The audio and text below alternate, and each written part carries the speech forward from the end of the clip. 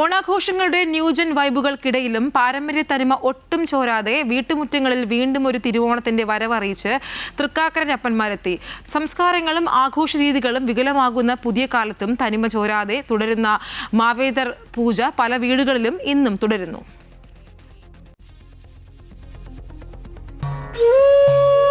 ഏതു വലിയ മാറ്റങ്ങൾക്കിടയിലും ചില ഓർമ്മകൾ മായാതെ നിലനിൽക്കാറുണ്ട്. കൈവിട്ടുപോകാത്ത ഒരുപാട് നന്മകളുടെയും വിശ്വാസത്തിന്റെയും അടയാളമായി തിരുവോണത്തെ വരവേൽക്കാൻ വീടുകളിൽ തൃക്കാക്കരയപ്പനും പരിവാരങ്ങളും എത്തി. കളിമണ്ണ് കുഴച്ച് പിരമിഡ് ആകൃതിയിൽ ഓണത്തപ്പനെ മെനഞ്ഞെടുക്കുമ്പോൾ ഒരു തലമുറയിൽ നിന്ന് അടുത്ത തലമുറയിലേക്ക് പകരുന്ന സംസ്കാരത്തിന്റെ മധുര ബന്ധങ്ങൾ കൂടിയാണ് പിറവിയെടുക്കുന്നത്. ഉത്രാട നാളിൽ വൈകിട്ടാണ് വീടുകളിൽ പരമ്പരാഗത രീതിയിലുള്ള തൃക്കാക്കരയപ്പ പ്രതിഷ്ഠ നടക്കുന്നത്. അരിമാവണിഞ്ഞ് നാക്കിലയിൽ പീഠം വെച്ച് തൃക്കാക്കരയപ്പനെയും പരിവാരങ്ങളെയും കുടിയിരുത്തുന്നു.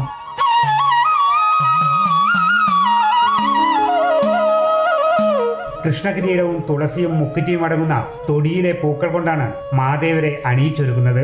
പണ്ട് തൃക്കാക്കരയിലേക്ക് പോകാൻ കഴിയാത്ത പ്രജകൾക്കായി വീട്ടുമുറ്റങ്ങളിലേക്ക് പകർന്നു നൽകിയ ഈ ആചാരം ഭക്തിയോടെ വരും തലമുറയ്ക്കുള്ള പാഠമായി ഇന്നും പല വീടുകളിലും തുടരുന്നു. ഞാൻ എൻ്റെ ചെറുപ്പം തൊട്ടിട്ട് കുട്ടിക്കാലം മുതൽ തന്നെ ഞാൻ വീട്ടിൽ കണ്ടുവരുന്ന, വീട്ടിലും വീടിനടുത്തുമൊക്കെ ആയിട്ട് നമ്മൾ കണ്ടുവരുന്ന ഒരു രീതിയാണ് ഓണക്കാലത്ത് ഇങ്ങനെ തൃക്കാക്കരപ്പനെ ഉത്രാടം നാൾ തൊട്ടിട്ട് തൃക്കാക്കരപ്പനെ വെക്കുക എന്നുള്ളത്. നമ്മളത് പുതിയ തലമുറയ്ക്കും അത് പരിചയപ്പെടുത്തുക എന്നുള്ളൊരു ഉദ്ദേശത്തിലാണ് നമ്മൾ ഇത്തരം കാര്യങ്ങൾ തുടർന്നു വരുന്നത്.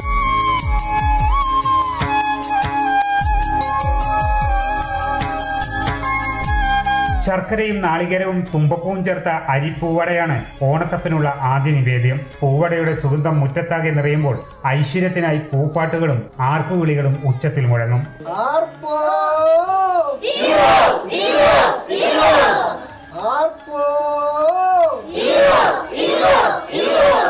വിവരസാങ്കേതിക വിദ്യയുടെ ഈ കാലഘട്ടത്തിൽ ഈ കാഴ്ചകൾ നമ്മെ ഓർമ്മപ്പെടുത്തുന്നത് പാരമ്പര്യത്തെയും ഹൃദയങ്ങളെയും ചേർത്ത് പിടിക്കുന്നതാണ് തിരുവോണം എന്നുള്ളതാണ്.